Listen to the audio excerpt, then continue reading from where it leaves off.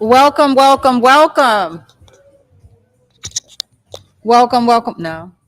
Did you hear me on that one? Welcome, welcome, welcome, welcome, welcome, welcome, welcome, welcome, welcome, welcome, welcome.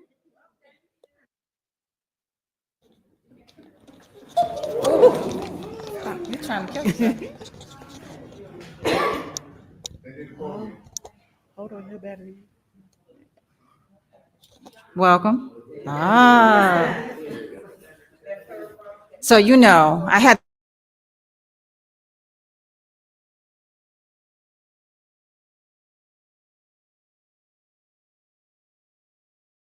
hold people accountable and make sure we identify and verify. Because I don't know if y'all know what our theme is. Our theme is, are you vote ready? And Tiffany Dominique from Black Women's Roundtable Philadelphia is asking everybody in this crowd, are you vote ready? Are you going to make sure your neighbors are vote ready? So we got a dynamic program for you. The first person I'm going to bring on is the president, CEO, baddest sister I know in the new civil rights movement. She's been around for a long time, but y'all might not know her name. Because, when you had that quiet storm, when you got that quiet storm and they just sweep in, that's who we got coming up to the stage right now. We got Miss Melanie Campbell, President, CEO of the National Coalition of Black Civic Participation and the convener of the Black Women's Roundtable. Let's give it up. Let's give it up. Let's give it up.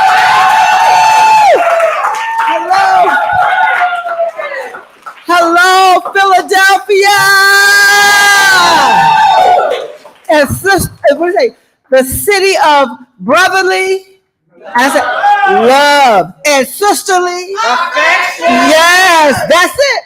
So first, I want to thank our sister leader, Tiffany Dominique. Can you give her a round?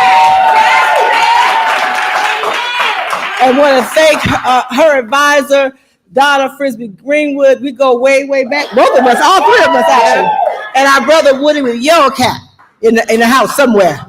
And so I just want to say, why are we here? We know we got to turn out to vote. But tonight, first, I want to thank you all on behalf of the National Coalition on Black Civic Participation and the Black Women's Roundtable and Black You Vote, right? For all that you're doing. What we want to do, we're doing this Power of Unity 22, Power of the Ballot, Get Out the Vote comedy tour. We've been in 5 states. We started 30 days ago. We were in Cleveland. We were in Toledo and Columbus.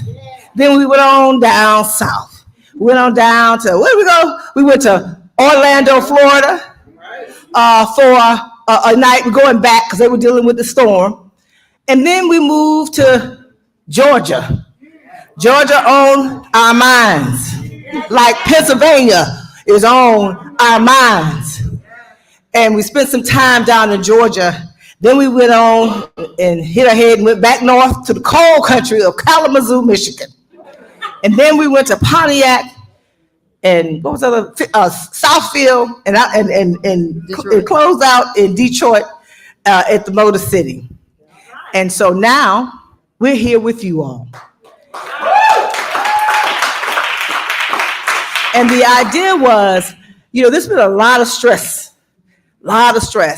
And we know you all are voting, and we know you all gonna take some people with you. But we also know that you're out here fighting the fight every day. And so one of the things our folks were telling us in different places was we are stressed out, we're carrying the weight, we're fighting the fight, we're fighting for our rights, we're fighting. We need some joy. Yeah. And so we said, and we have been working with Michelle, the Indie Mom of Comedy, who's on our team and on the comedy circuit.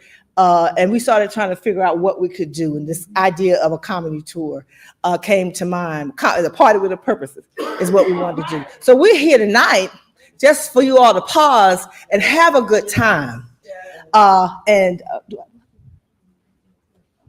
And then we have partners, as you all can see, and one of them is in the audience, and she's my mentor, my soror, and my friend, Miss Cleola Brown. Come on up, Miss Cleola. Yes, ma'am. Miss Cleola Brown, as she sachets on up here, is the president and national president of the A. Philip Randolph Institute. She's a labor leader, civil rights leader, bad sister. Much more I can say about her, but she is my sister friend. And you know how you got people that you say, I'll get in the foxhole with you?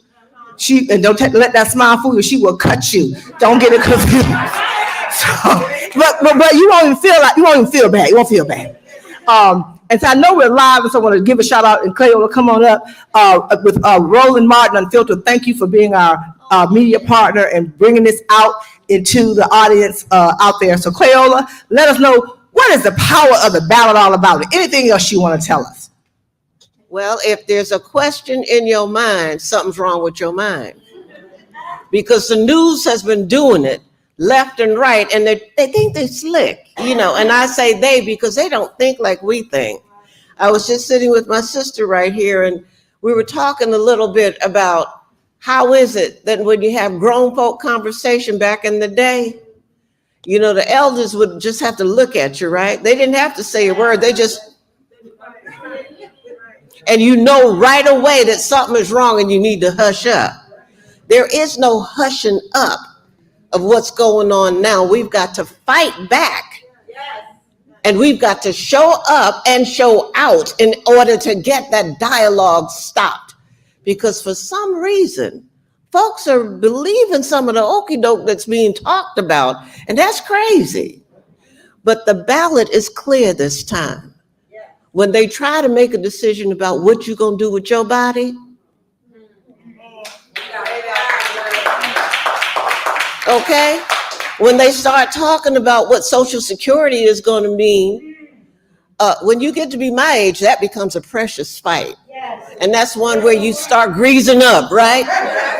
You start getting it ready. And it doesn't matter how you walk, and that stiffness will come in your back and your hands will get extra strong because you have worked too hard, fought too many battles, and bled too deeply for them to start talking about taking what you've already earned away from you.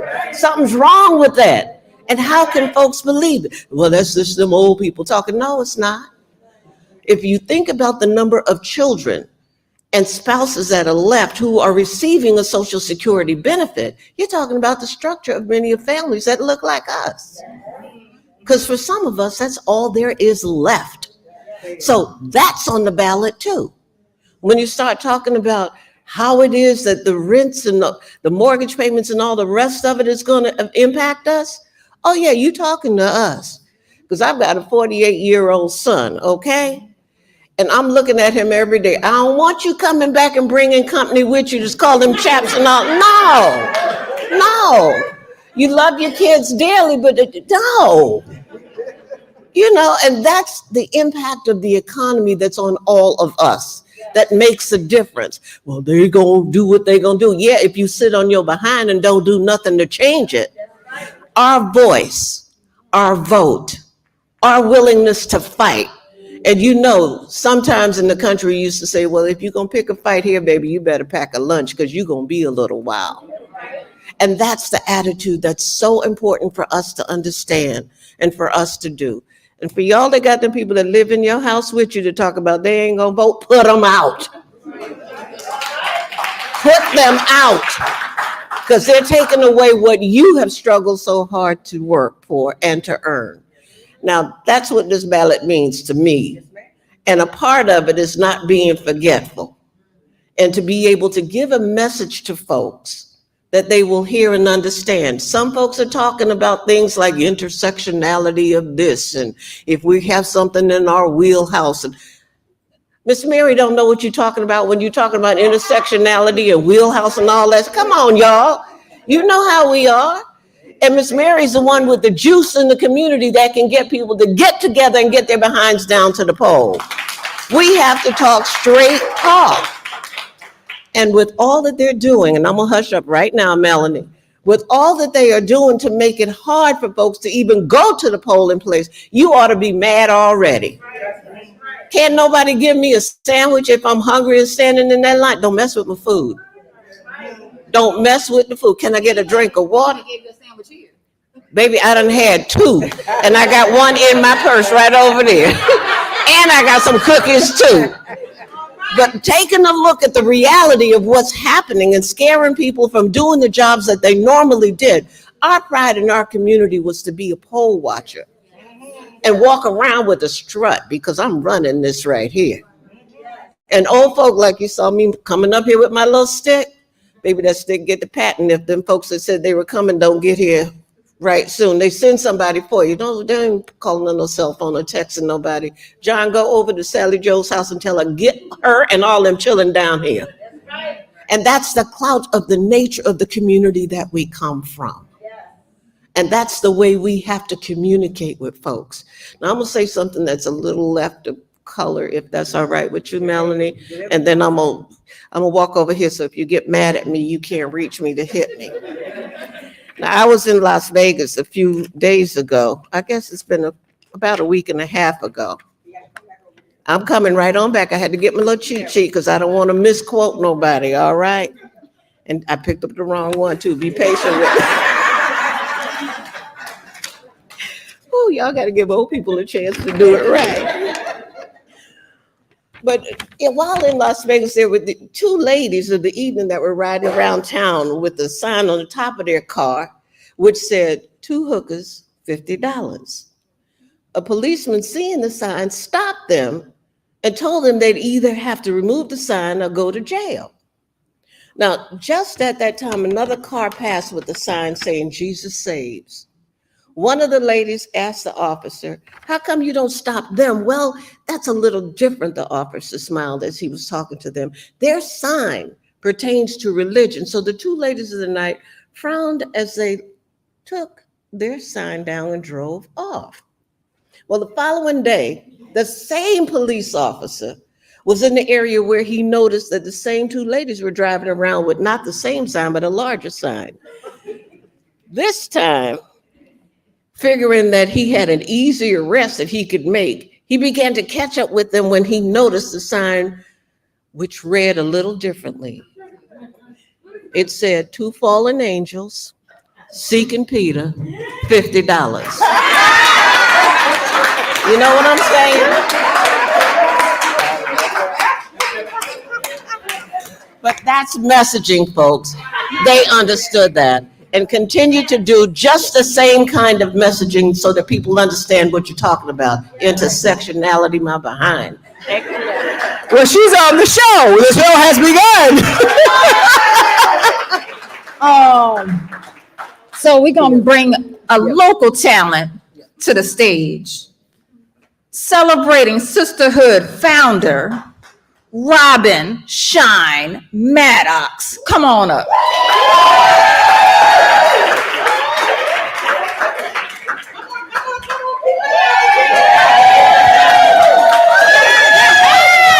It's a PK, so we're going to have to shut her down, because she'll be long-winded because, she got a preacher as a daddy. So, All the way in the back, Donna's like, wrap it up. I just got the mic, my sister. Listen, to all my fine, fit, fabulous sisters out here, make some noise.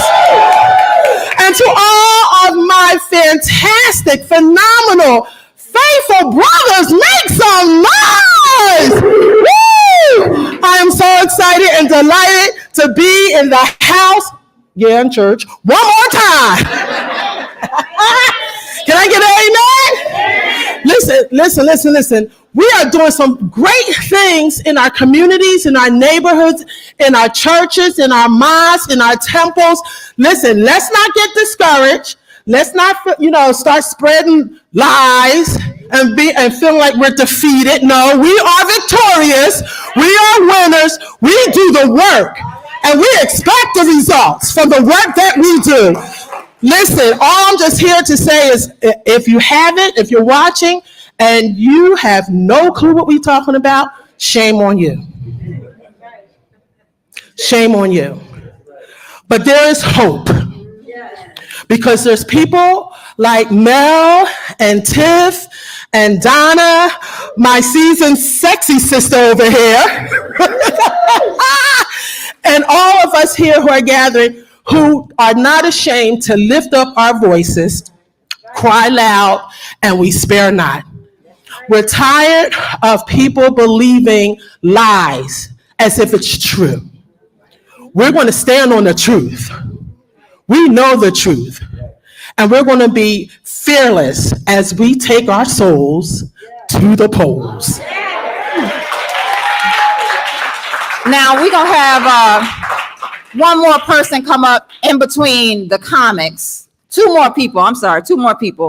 The next person I'm going to bring to the stage is the manager of our campaign, Christina Q, but she is also the leader of our Black Youth Vote at the national level, because we know that we got to get young people to the polls, just like we got to get some of these seasoned folks to the polls.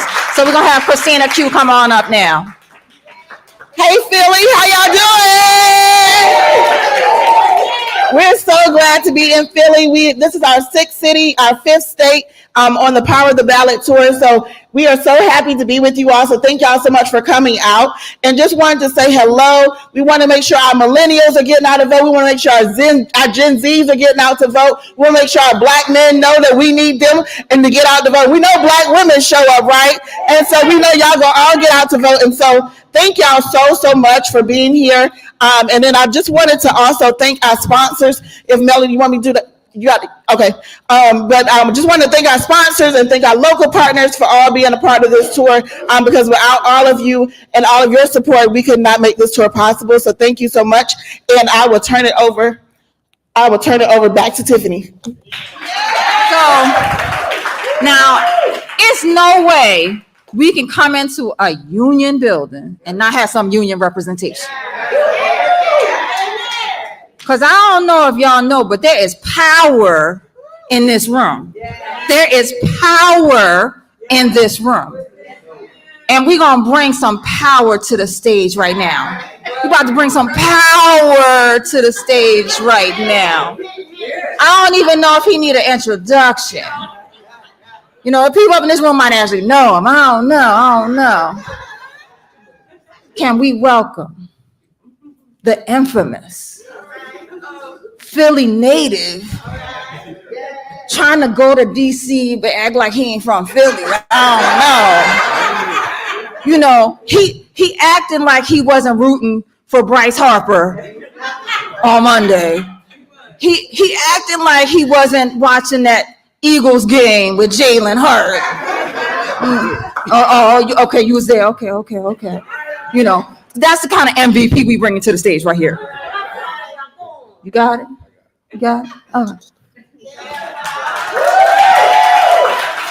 It is always great to come home.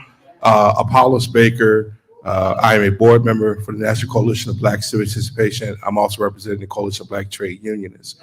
It is always wonderful to be home. And when people talk about Philadelphia, they always are jealous of the fact that when you go to Philadelphia, y'all run up the score. So it's always important that you remember that you get up and run up the score, because you run the score up with people that look like us.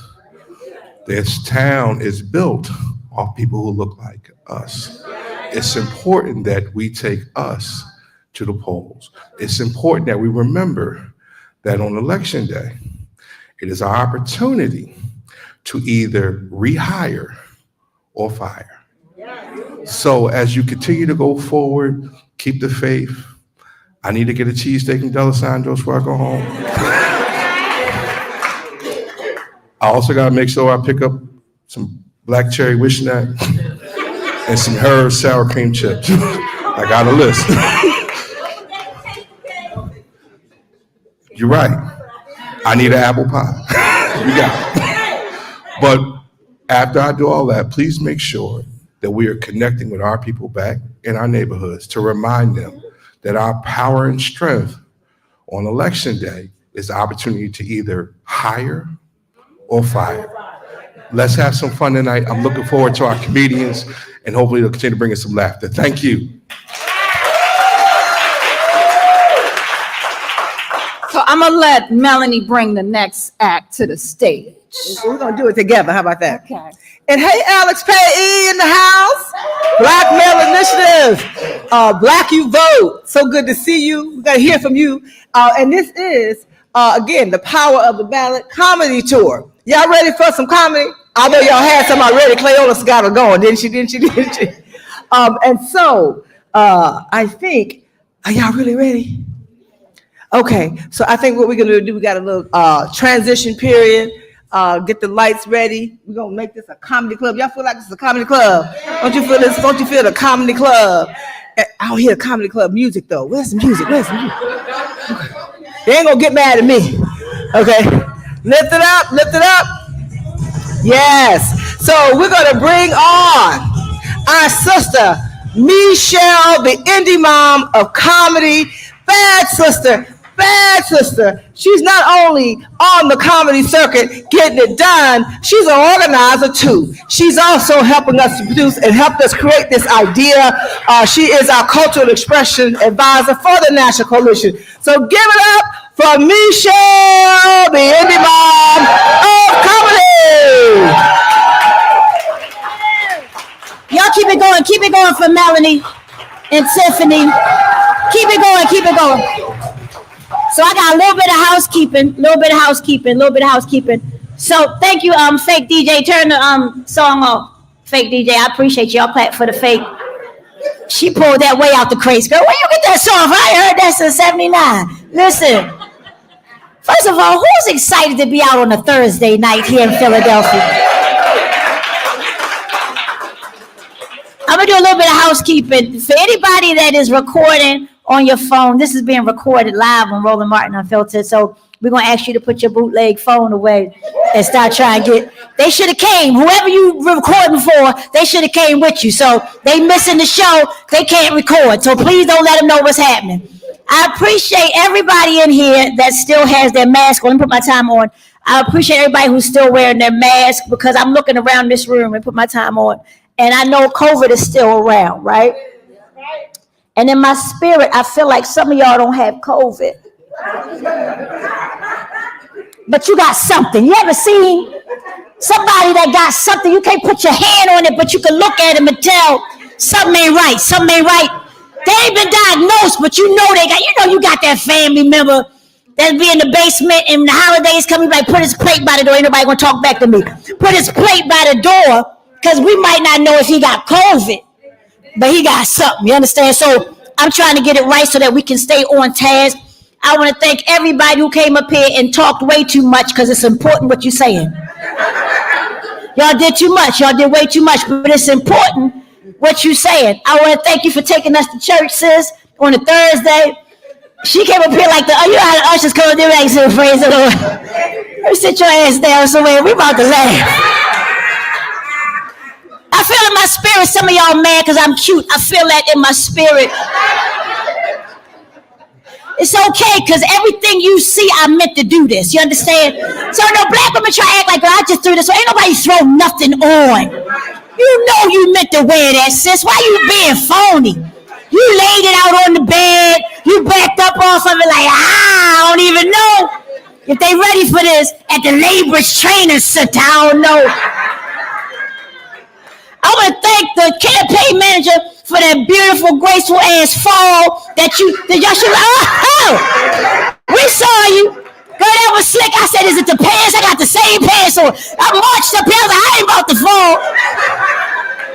She played it off. Y'all was like, oh, praying. Somebody said, praise the Lord. We always praying. Ain't nothing happened to her. She all right. She knew what she was doing when she put them little tight ass pants on. Girl, we going to Philly. It's some brotherly love in Philly. Give me some brotherly love. Because she's single and she here to mingle. I'm going to tell her business. I just want to thank y'all for coming out. And I do appreciate laughter, because laughter is why I'm not in the penitentiary right now. No, I'm serious. Laughter will keep you from hurting people. I'm trying to tell you. Y'all can't tell by looking at me because my sister here, my soror, our soror, she's also a Delta Sigma Theta, Donyada Tenson principal here in Philadelphia. Donyada Tenson Smith. She been married. She been inside. I did over 20 years in that institution she been in. Ain't nobody talking back to me. I did 20 years inside. I got out on good behavior, is what I'm trying to say. I got out with my edges in the waistline. Ain't nobody talking back to me. You know, some people stay too long. I love marriage, but I got out on good behavior. My husband, not so much. This side is smart. My husband, this the IEP section over here. This right here is STEM. She picked up everything I laid down. This is STEM and AP and IB. This right here is heating and air, HVAC. This is the HVAC session. They still building carburetors. We don't even use carburetors no more. I'ma laugh because I'm away from them 3 people that I made with that dream killing ass man. You understand me? Or I'm the only one with children. Anybody else got children? Yes. I love my children. I love my children. Who is excited that their children are not here? Let's clap for that. I got one at Prairie View A&M University down in there in Texas. I got one at Norfolk State University in Virginia. And then I got a son who for the last couple months been doing time at his father's house. Clap for him. If I did a 20-some year bid, you gonna go put some time in, sir. I want to thank that dream killing ass man for them beautiful children. I love telling people how old my kids are, especially white folk. I wish it was more of them here. You know, when you tell white people how old your children, they be like, oh my God, you look amazing. You look amazing. Oh my God, you have a 21. No way. Are you serious? Oh my God. You look amazing. How old are you? And I'd be messing with the white women. I'm 97. You don't even. Melanin be popping in these streets. They don't know how old we are. Y'all know they don't know how old black women are. And the thing is, we ain't gonna get no reparations no time soon, but God blessed us with melanin. Anybody talking back to me? This is what we got. And I think that I'm just grateful to be a mother, but I'm grateful that they're far away and doing their own thing. And I'm back out here in these streets, tight in the waist, cute in the face. You understand? Y'all still petty. I'm tight in the waist, cute in the face. Don't nobody like this. Don't nobody get some, sis. Tight in the waist, cute in the goddamn face. I was real petty when I was married. I was Petty LaBelle. I like to look like the girlfriend. You understand me? Even when I was married, I came outside disrespectful. You understand me? I went to Whole Foods with a thong and a trench coat. That's it. Brother be like, where you going? I said, I'm going to go shop for some organics. You understand me? Because that's what happened. Women, we get so comfortable when we get in relationships. We start to let ourselves go. I like to make the brother nervous every time I leave. I want the brother to be overly concerned. If you do women, let your girlfriend be nervous, whatever you do. But I like the brother to be nervous. He was from Chicago. I used to go to Chicago and visit, right? I'll come outside with a thong on and some Ugg boots. That's it.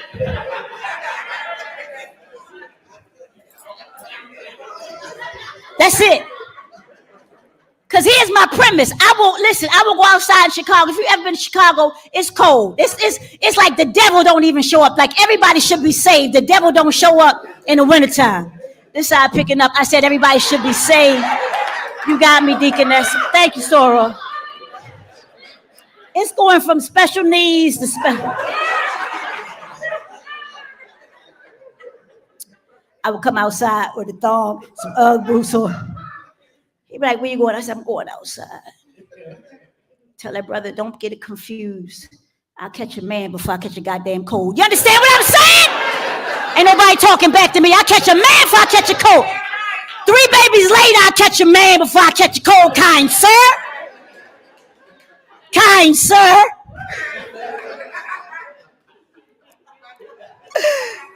But we're here because we know that this work of getting out the vote is some serious work. And we know that the women that are on the front line, let's be real clear, it's always been black women. Ain't nobody gonna talk slick. It's always been black women on the front line. The Fannie Lou Hamers and all the ones who was taking it in the face, like literally taking blows to the face. And we would be on the front line doing the heavy lifting, and the brothers would be at the podium. I ain't talking bad about nobody, but I'm going to call a thing a thing. We would be out here doing this work. So we need to laugh sometime to keep from smacking these old civil rights ass activist dudes out.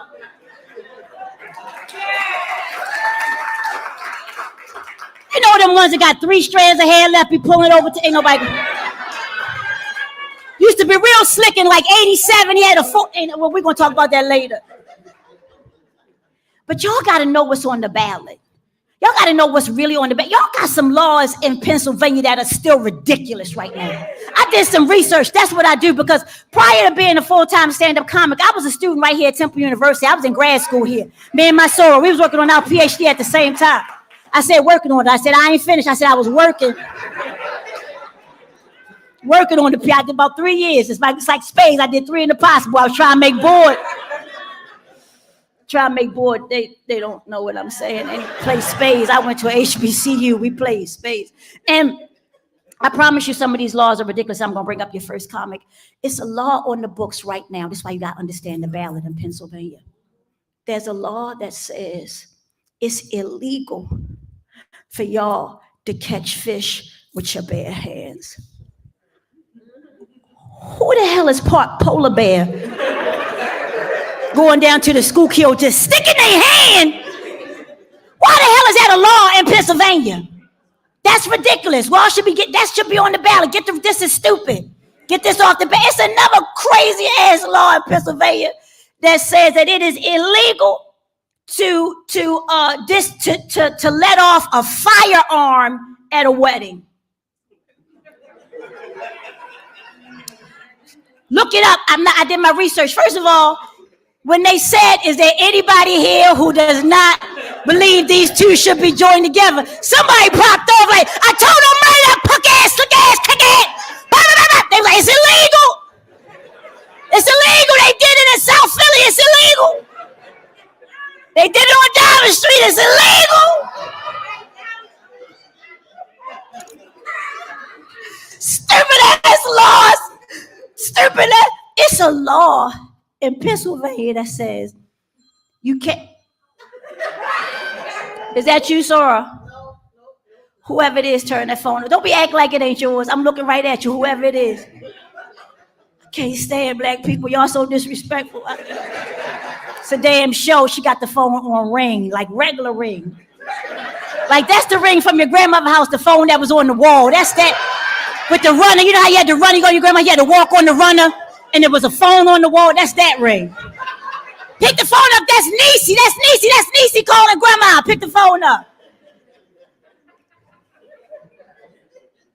It's a law on the books right now that I'm going to bring up your first comment that says that you can't have more than 16 women living in the same house in Pennsylvania. It's a law. Look it up. Y'all want to know the logic? It's so ridiculous. Y'all ready for this? They said because if it's more than 16, if it's 17 women in Pennsylvania living in the same house, they must be running a whorehouse. It's in the books. It said they running a brothel. Hashtag whorehouse, hashtag tricking, hashtag getting money, hashtag popping. I'm about to count 17 of y'all. The 17th one is the hoe in the group. That's all I'm saying.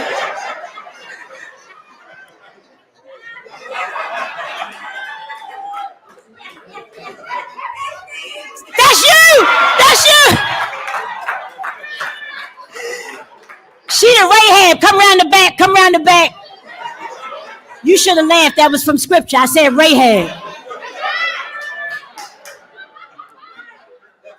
All right, this the last law I got shared. I'm going to bring this up. It's a law in the books right now in Pennsylvania that says in Pittsburgh in particular, and we're going there tomorrow. I can't wait to say this tomorrow. Mel, I can't wait to get to Pittsburgh and talk about this tomorrow. They said in Pittsburgh, it is illegal to take a mule or a donkey onto the trolley. Look it up. Y'all already can tell I'm not well. First of all, who the hell is taking a mule or a donkey onto the trolley? That's what I'm trying to figure out. If you need a ride, put your ass on that ass and go everywhere you got. Ain't nobody laughing. Y'all not that smart. Y'all not that.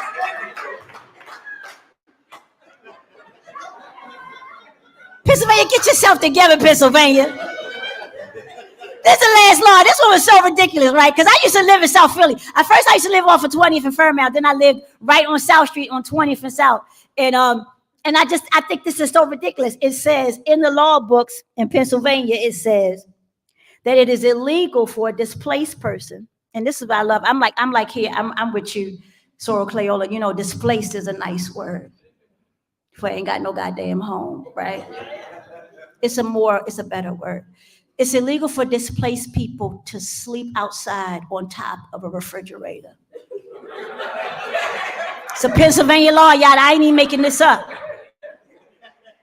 I said, I'm trying to make it make sense. You can't sleep on a refrigerator, but your ass can sleep on Arch Street across from the Philadelphia Convention Center.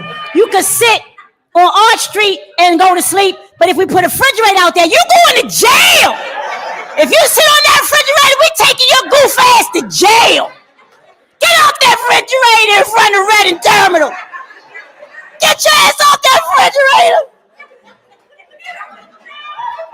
That don't make no sense to me. That don't make sense. All right, last one for real, last one.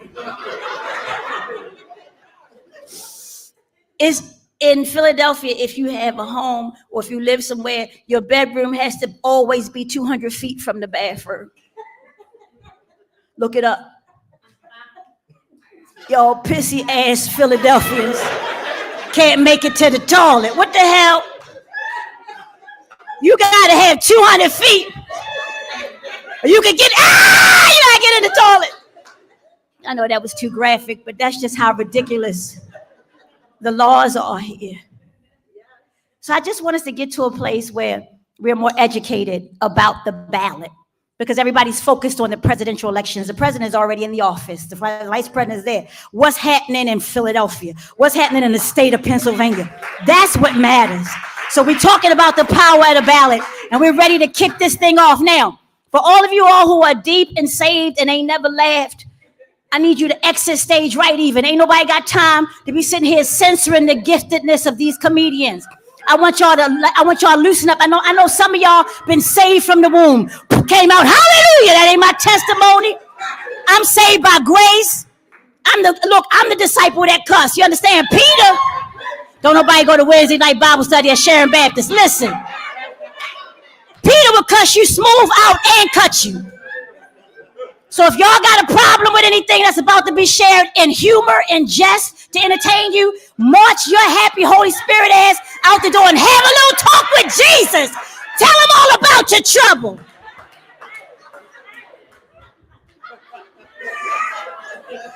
I ain't never scared. So are we ready? Y'all ready? Coming to the stage. This lady I'm bringing up here, y'all, she's originally from Chicago. I met her when I was in there doing Hard Time. Thanks for remembering what I said, beloved. People are like, she don't look like she was in prison. They just got in here. They don't understand the joke. But I met her in Chicago some years ago. She is now living in Atlanta. You may have seen her in Barbershop, the movie. You may also have seen her. She does a daily podcast, a podcast with T-Pain called Nappy Boy Radio. And she's also a frequent panelist on Ricky Smiley's Dish Network. But she's here with you tonight. She came all the way from Atlanta to be with you here for the power of the ballot. So I need y'all to start clapping right now. Start clapping right now.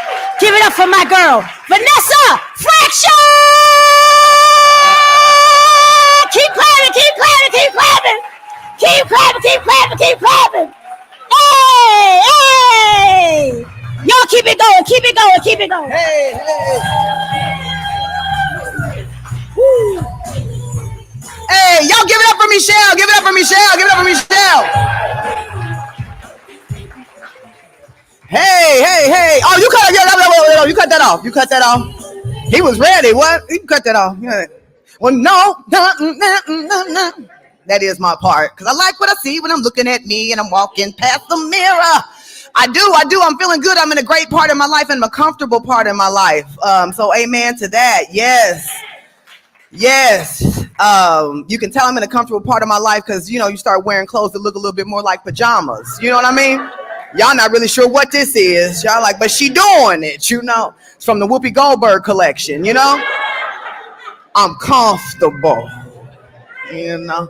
But that's a good thing. I'm comfortable because I was able to make certain choices in my life. You know what I'm saying? So shout out to all of you all that are doing the work and knocking on the doors and letting us know that how important it is to vote, you know? I'm gonna get right into it. Like I said, I was able to make certain decisions for myself. I have had an abortion. You know what I mean? Yeah, thank you, man, for that laughter. Wasn't funny at the time, but you know what? I'm here. No, but seriously, we got to let that out. You know what I'm saying? I have had one, you know what I mean? And it allowed me, I also have 2 children, you know, but it allowed me the opportunity to make a choice about what was going to work best for me and what was going to work best for me and my family. You know what I mean? So now I can write some checks because I'm not canvassing, but I'm writing checks. Amen. No, I'll canvass too. I promise I will. I'll get out, knock on the doors and make the calls. But I'm happy about that. You know, I have grown adult children. Yeah, I'm 43. My son is 25. Yeah, you ain't got to do the math, but you know. You thought I was a hoe in high school, but now I'm smart. Hey, you thought I was a hoe in high school, but now I'm smart? Yeah, because my kids is grown and y'all is toddlers. You can't go nowhere and I can go farther. You thought I was a hoe in high school, but now that's my song. I made that up. I like it, though. It works. It works. And that life worked for me. My son is in the Air Force. He's 25 years old. He's serving his country. Yes. Super proud of him. Happy he's in the Air Force. I told him, son, when you come home and visit, I need you to take me to the gun range. You know what I mean? I believe in my Second Amendment right, but I really need to know how to use it. And I want to know some military style stuff. You know, I want to know how to kick that door down and put the, you know what I'm talking about? Put it out the window and position and get, you know what I mean? It's like, you got to take me to the gun range, son. And he told me he only been to the gun range twice. I was like, son, you've been in the Air Force for like 5 years. What you been doing? He reminded me that he's in finance. I was like, son, I thought you was a killer, you know? When you say you're in the service, I just think everybody learn how to kill, at least on the weekends or something. He said, you ain't no killer. He said, Mom, I'll be killing these invoices and purchase orders. That's what I kill, you know. He said, Mom, I order the grenades. I don't throw the grenades. I order them. I said, all right, son. So all that said, I got a shipment coming in a couple of weeks. Anybody need anything? Rolling in a tank next year. Ooh. No, super happy about that.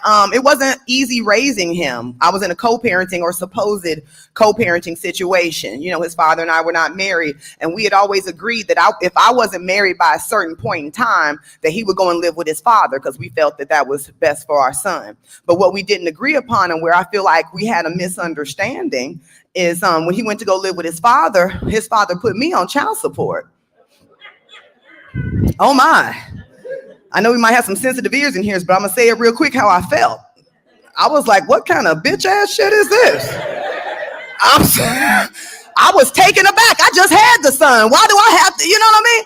We don't even get paid the same rate. I hope that's on the ticket next time. Can we get equal pay as women? I just would love that. But I honestly was like, what type of a bitch ass man would put a woman on child support? I got so upset I called him up. I said, what type of it is this? He said, I don't know, but it's the same thing you did to me. Bitch.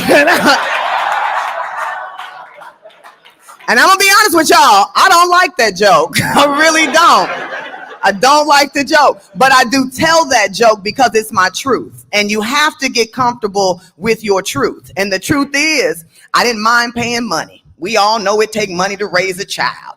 I was pissed off because he was trying to turn me into a baby daddy. Now, man, I ain't finna be your baby daddy.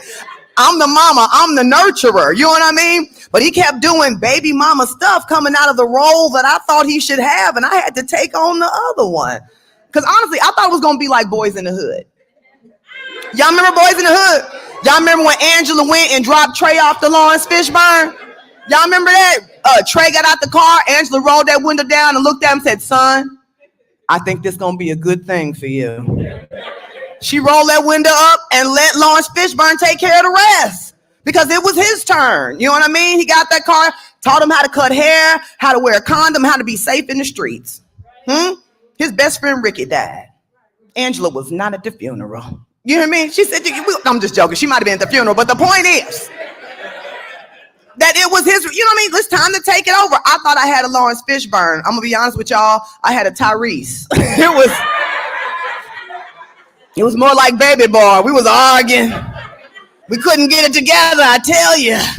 But he was doing that baby mama stuff, like he moved, didn't tell me where he was moving to.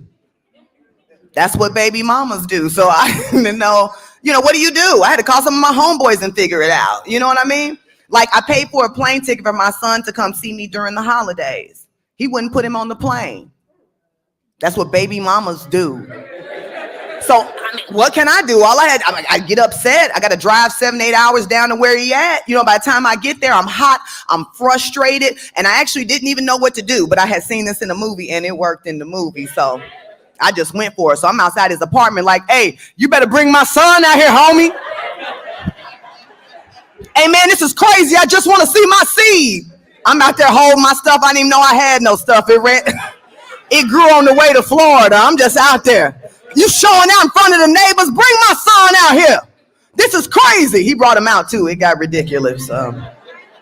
It was embarrassing. It was embarrassing for him, but it was embarrassing for me. It's a lot of guilt you feel when you're the non-custodial parent, right?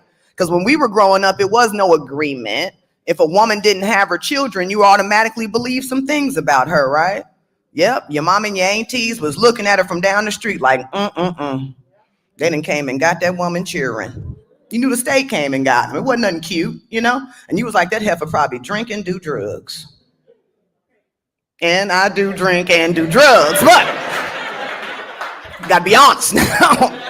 But that's not why I didn't have my kids. Like I say, it was just his turn. But even my son's father would try to make me feel guilty about our agreement. He would call me up anytime he thought I was having fun. Call me up like, if you cared about your son, you want to talk right now. If you cared about your son, you want to talk. I'm like, it's not that I don't care about my son. It's just that I can't hear you over the DJ. I'm at the club right now. I'm trying to kick it. Why don't you call me during parenting hours? It's after 10 o'clock. Why are you awake?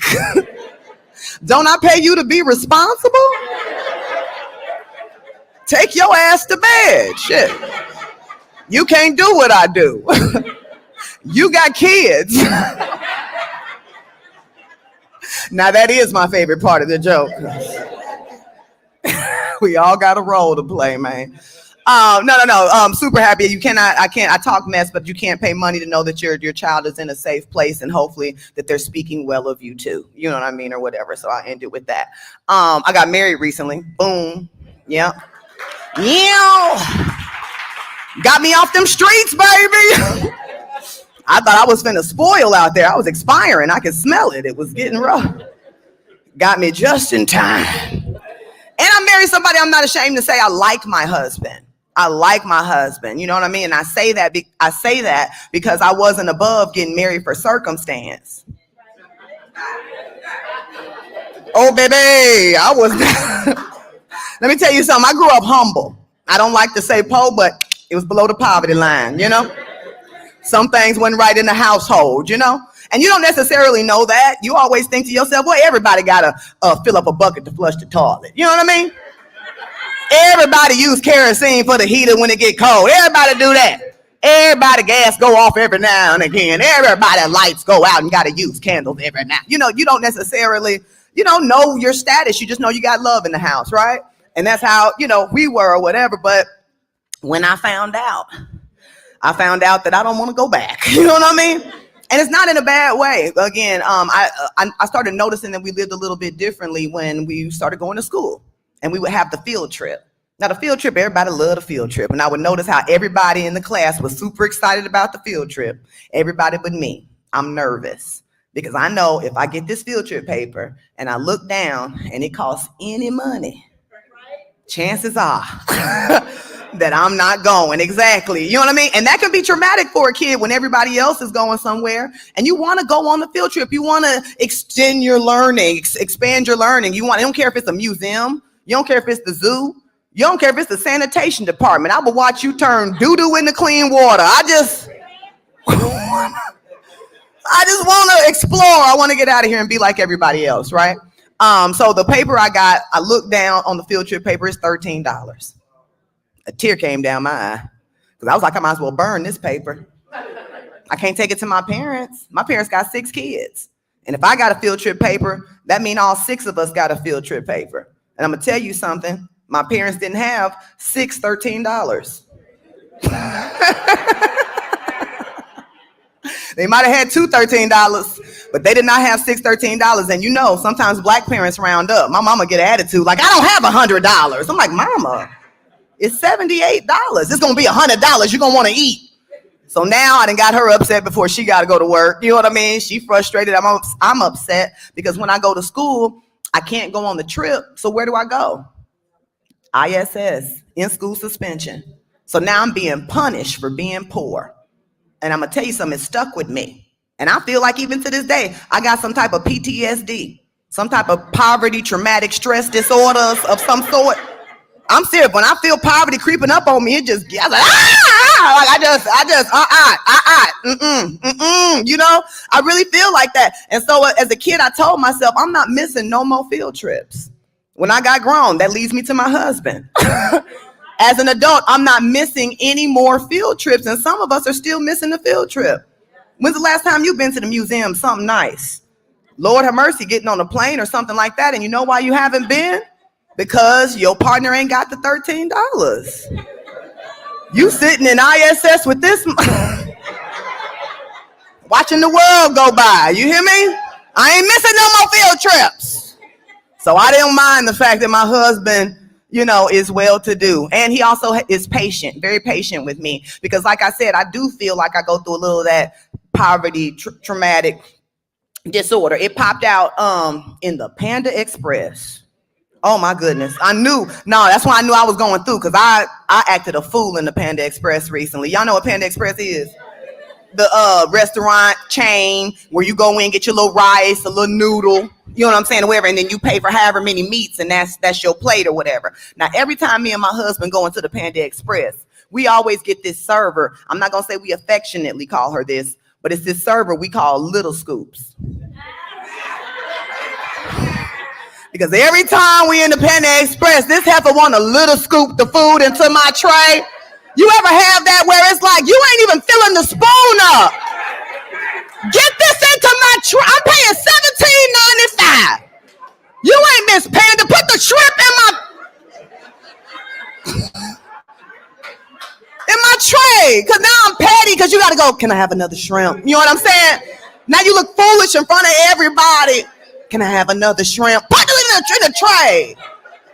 I'm looking over here at the window. They are dumping food into the tray at the window. So much so they can't even close. They can barely close the tray. Meanwhile, I'm inside the dining room. I'm walking out jingling. I got stuff jangling. And you can hear it. Like, this shouldn't be moving around. Feel this up. I know there's inflation and stuff like that, but I'm in here tripping out. Like, I should get more. You are trying to steal from me. Attitude. My husband don't know what to do, so we try to go through the drive-through. You know what I'm saying? Try to trick Little Scoops, because every time she is there, lunch, dinner, it don't matter. Little Scoops don't have no days off. So we go through the drive-through or whatever. Now we see the trays coming out the window like, oh, okay, they dumping them. We here. You know what I'm saying, or whatever. Soon as we roll up, we order, we get up to the window. While we see Little Scoops come from the back, putting on gloves, walking over to the window, relieving the other woman. I said, if you don't take your ass back in that dining room, stop playing. I feel like she targeting me. I'm serious. I decided to go to Little Panda Express when I got here. I know Little Reed Market is not far, but it was Little Panda Express not far. I go up in there. You ain't gonna believe it. Little Scoops was here in Philly. I said, is this an exchange program? What in the hell is going on? Piss me off. Real quick, last joke. I'm an emotional kind of girl, if you hadn't noticed.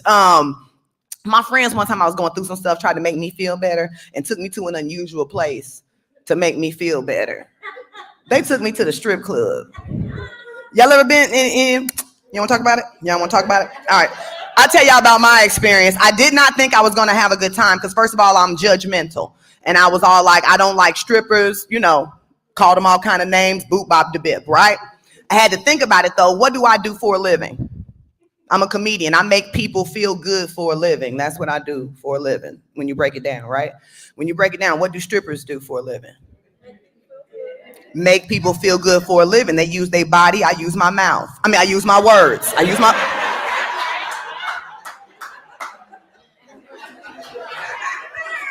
You get it. You understand? You know what I mean? All right. So, but the point is, stop judging. So I go in there with an open heart. I meet this stripper, changed my life. Her name was Sympathy, the bereavement stripper. So she would come out anytime anybody was going through something, because a lot of people be troubled in them strip clubs, honestly. And she didn't get money for the dancing. She got money for the counseling. Like, she would get real close, like, oh my God, I heard you lost your job. That's crazy. I've been through that. She'd be all close to him. So what are you doing? You fill out applications? You want unemployment? Maybe you should update your LinkedIn. Anyway, keep yourself busy. And like, she's Sympathy, the bereavement stripper. Y'all ain't feeling me. She's like, oh my God, sir, I heard your granddad died. That's crazy.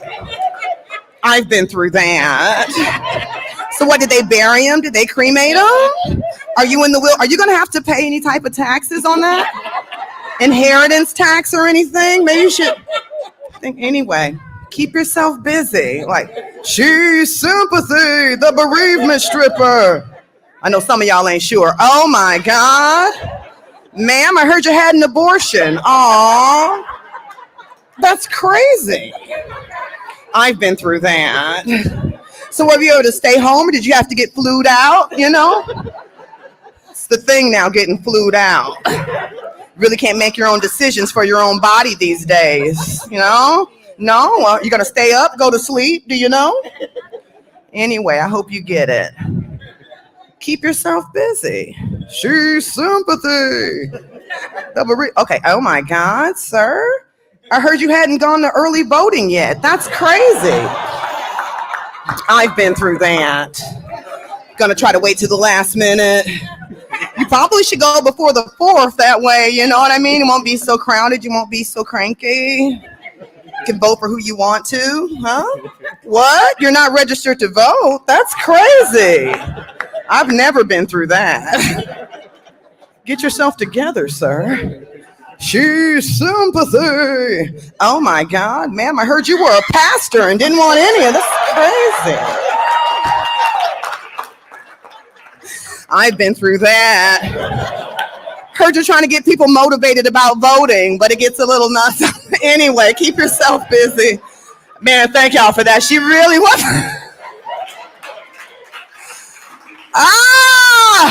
Guess what? Next week, y'all gonna be doing that. Y'all gonna be at the house like, oh my God.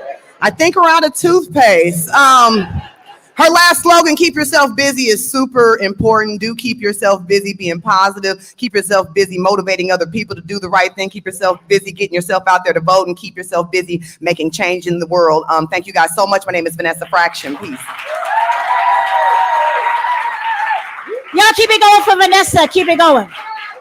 Keep it going up for the bereavement stripper. Are y'all having a good time? Who in here don't feel saved no more? Who here is questioning their salvation? Who here feel like they need to go have a little talk with the Lord? Don't be raising your hand. I'm so grateful for this laughter, though, because laughter makes a heart real merry like medicine. So I hope that y'all are getting some medicine this evening. Y'all getting some medicine? Some of y'all still mad because I'm cute. I feel that in my spirit. It's going to be all right. I know my limitations. You should always know what you're working with, right? If you got a good girlfriend, she ain't going to let you come out the house raggedy and looking crazy. You can tell who don't have no good friends when you know that you built wild and they don't tell you what not to put on. Don't nobody want to laugh at that, but it's true. Like, I know that I don't have hips, praise the Lord. God knew not to give me hips because I would be irresponsible. I'd be on the pole right now. If I had some hips, I'd be on the pole making a little coin. So God knew not to give me hips or none of these because I would be out here getting coins. So I thank God for wisdom is what I'm trying to say. But you know, you got that one girlfriend, she built real wild, and she won't come outside with some leggings on, but her ass is right below her shoulders. You don't want to laugh. You know, you got that girl who ass sit right here, and she won't put the leggings on with no tunic, just ass, just high and lifted up, just worshiping ass, just worship. And that's what killed me about black women. Y'all get so deep when y'all ain't had no wuss name. Y'all get real deep. You can look in the room and can tell who ain't had no wuss name in a minute. I could tell by the way you sitting there, your face is tight, just tight. That ain't my testimony. I got out the institution and God had something waiting for me. There was a ram in the bush. Ain't nobody talking back to me. All you gotta do is walk up that mountain, baby sis. It's a ram in the bush. Straight out of Brooklyn. It was right there in the bush.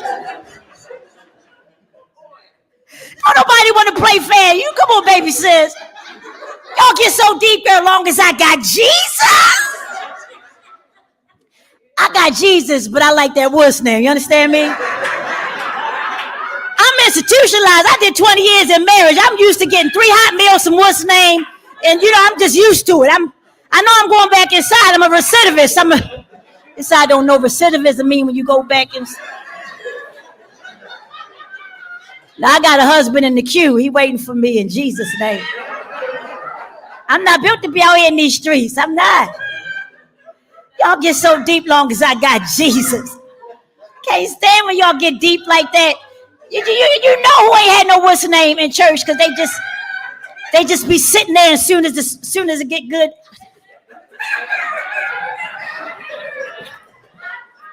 Hey! That's because you ain't had no what's name. They be the ones running around church. You ever seen these witches?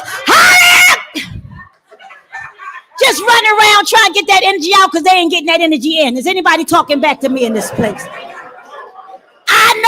Listen, I understand I'm all for worshiping. I'm a worshiper. My thing is I've been up all night in praise and worship.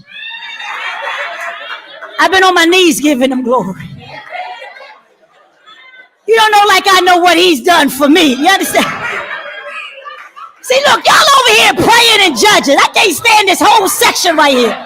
I'm going to talk to all the whores that live with the 17 people. The 17 whores that live in that house in Pennsylvania.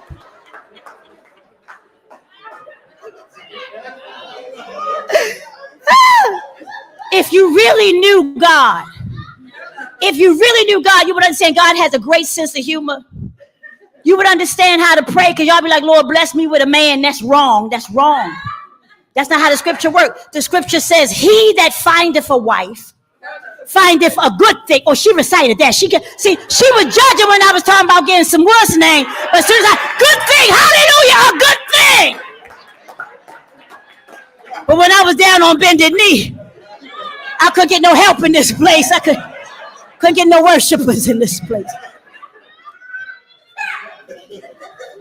That's number 17. That's the whore. We thank God for her testimony. I rock with her and the woman at the well. All the whores in the Bible. Woman at the well, Rahab. Mary Magdalene was a freak. Washing hair with her feet. That's nasty. I mess with all of them. See, you gotta read the Bible to get these jokes. I ain't got time to deconstruct. Black women get so deep. Y'all be activists and advocates. And y'all be so deep. Y'all ain't had no worse name. Ain't had no worse name, but you've been poll watching and poll searching and signing up and lining up, and you just like, get to the poll. You need some worse name. Then go to the poll. You're gonna get to the poll faster when you had some worse name. You gotta. Some of y'all ain't laughing because you just feel like that's not of God. They talk about what's name in the Bible. They use different language. He said, and he knew her. Ain't that what it say? In the Bible, when they talk about what's name, they say, and he knew her. Some of y'all was well known before you got saved. Talk about it, President. Some of them was well known down there in New Orleans before they came to know the Lord. Talking about he been better to me than I've been to my own self. if y'all gonna be church, if y'all gonna really be church, you be spiritual. Let's pick a lane. I've been to church my whole life, and I tell you, some of the meanest people I ever met was in church. I love God. I love the Lord because he heard my cry. But I pray specifically. When I got out the institution after doing 20-some years in marriage, and I got out with my edges and a waistline, I said, listen, God, I know you got a ram in the bush for me. I know you. I'm going to walk up this mountain. And I prayed specifically. See, y'all don't know how to pray right. I didn't say, Lord, bless me with a man. That's foolishness. I used the scripture. I did not eisegete. I exegete the scripture.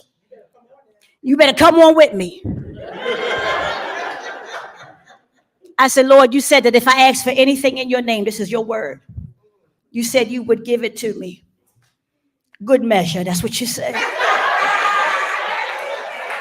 Press down. That's what he said. Shaking together and running over. That's what the word said. He said, I poured in your bosom. That's what it said.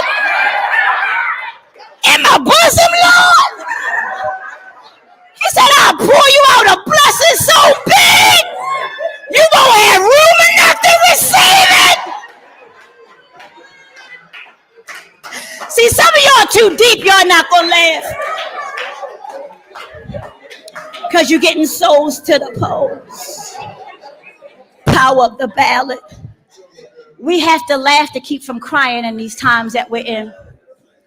I just want y'all to be more specific. This is how much I know I'm grown. I'm going to bring up our last comedian. This is how grown I am with my prayers. This is how grown I am. You know, after doing 20-some years in marriage and having 3 children, right? I came to understand what I like and what I don't like, okay? Real quick, I know what I like. Some of y'all just say, Lord, bless me with a man. That's foolishness. I said, Lord, bless me with a Holy Ghost filled, fire baptized, Bible reading, Bible living, direct deposit having, Kaiser Permanente, Blue Cross, Blue Shield, dental 401k, and a portfolio card carrying. I don't care if he got some credits and he got a couple credits and he working toward a degree. Let him be an intellectual that will still punch you out if you get smart with me. I need a Holy Ghost thug is what I'm asking the Lord for. I need somebody that's going to have my back. We both can't be running talking about help us, Lord. They trying to get it. Help us, Lord. Make it make sense. I'm going to say this last thing, baby sis, and I know that number 17 going to ride with me on this one. Brother, I got to tell Brother Mark why number 17 is funny. Number 17, Brother Mark, because in Pennsylvania, they have a law that if it's more than 16 women living in the house, it's a whorehouse. That's a Pennsylvania law. So I counted all 16 and number 7. I'm the whore. She said I'm the whore. So that's why. I'm going to say this and I'm going to bring B up. And I said, I know what I like.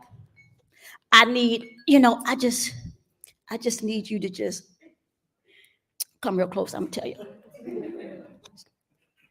Just choke me real quick. Y'all judging. I talk too much. I know I talk too much. I don't want to stop breathing. You understand me? I don't want to kill. I just want to get choked a little bit. Not to the point. I just want to question your childhood. That's all I'm saying. In Jesus' name. So we're going to bring up your last comedian. Y'all having a good time? We're going to bring up, she's going to close out this comedy show. And let me tell you why I love this woman so much. She's originally from St. Louis, Missouri. She's been living in Philadelphia for a number of years, splitting her time between the East and the West Coast because she is a working comic. You may have seen her. She has an amazing podcast called Tighten Up Tuesdays, where she actually hosted and co-hosted with Sherry Shepherd, the Sherry Shepherd. She's originally, like I said, from St. Louis. She is a member of our dear sorority, Delta Sigma Theta Sorority Incorporated. And I love her so much. You can also catch her because she does something called a frugal flip. She will come to your city and DIY your house for less than $200. She does it all over the country. She's here right now. Please start clapping right now for my soror, my good friend, B Flat. Come on, y'all. Y'all give it up for B Flat. Come on, y'all. Keep it going. Keep it going. Keep it going.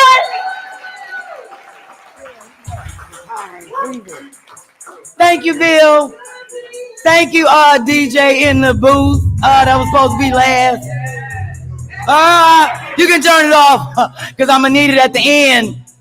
Thank you, DJ. How y'all doing?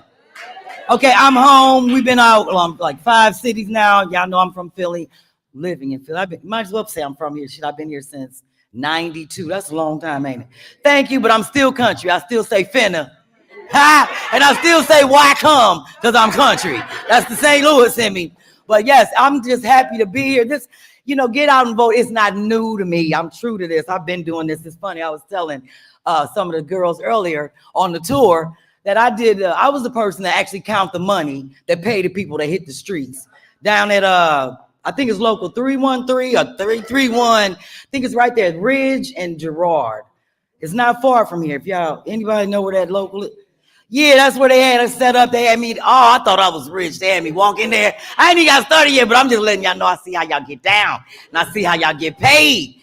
They had me walking in with like 3 men from the Wells Fargo. They had the big money. I was like, I see the big suitcases. They walked me in the room. I was in their room 10 hours. Couldn't come out. They was bringing me water, lunch, everything. Couldn't leave. It was dope, though, until I saw all the money. It was all 5s and 1s and 10s. I said, what the hell going on? Everybody from the local people represent, they walking there, they like, I need 300 envelopes of 500 ones.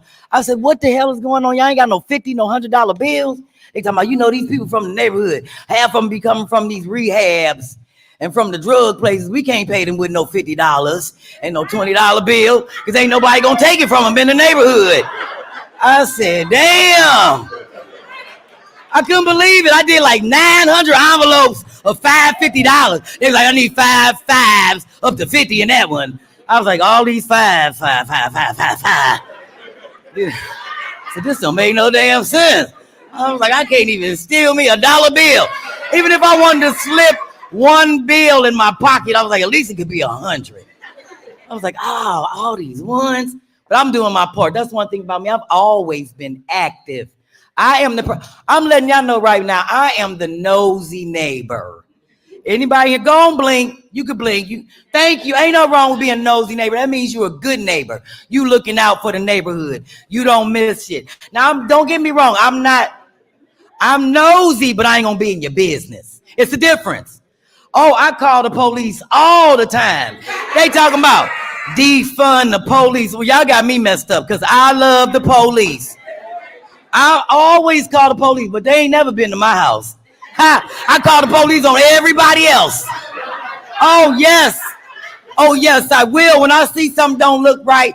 One day I saw a lady, she ran out the house, ain't had no bra on. She had a butcher knife with some boxes on chasing her man. It looked kind of ugly. I said, well, damn. At first it was funny. Then I was like, oh, no, she got the butcher knife. Let me call the police. So I'm going to call the police. But the thing I don't like about the police, one time they slipped up and came to my house. I called the police on the people behind me at 2143 66th Street. We got the same address, different street.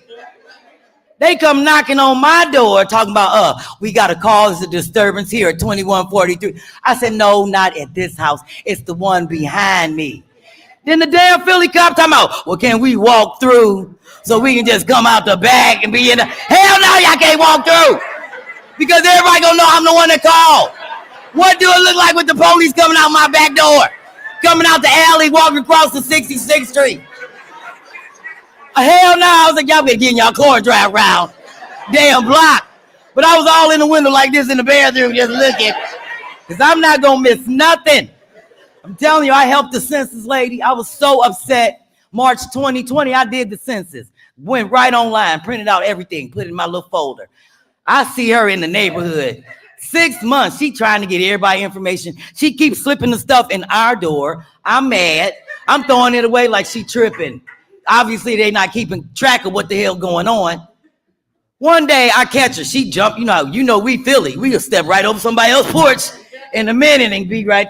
She jumped over the porch. Now she on my porch. I said, excuse me, I don't need this, ma'am. I already did my census. She said, when did you do it? I said, March 2020. She said, all of that got lost when the government shut down. So you're going to have to do it again. I said, ain't that? Well, sit on down. So she sat on the... Girl, she was on my porch 2 hours because I gave her everybody's stuff. She thought, this is my last day. She said, this is my last day. I got to get the rest of the census information. I said, well, did you get Will and them that live right here? I said, because they both 50 years old. Their last name is Allen. I said, I don't know the dude last name that live upstairs, but he's 37. His first name Randy. I said, and Janice, right here, her last name is Ross, and her son lives there with 2 children. She talking about, do you know anybody across? I said, yes. That's Jerry and Lorraine. Did you get their house? And what about Miss Rose?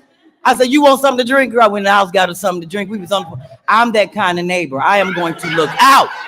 I don't miss nothing. I'm telling you, when brothers was stealing people Instacart groceries, I was calling my neighbors. They were, girl, I know you ordered them groceries. Darnell just stole your groceries off the I said, Darnell that live down there at 2131, he just stole your groceries off your porch. I don't miss nothing. You need a neighbor like me. I tell people all the time, you need a neighbor like me. Let y'all know right now, I'm a grown-ass woman. There's a couple things gonna happen. You see, I came up here with my flash rags. And I do sell these. And if you want to go on buyjack.com/B flat, they come 3 in the pack.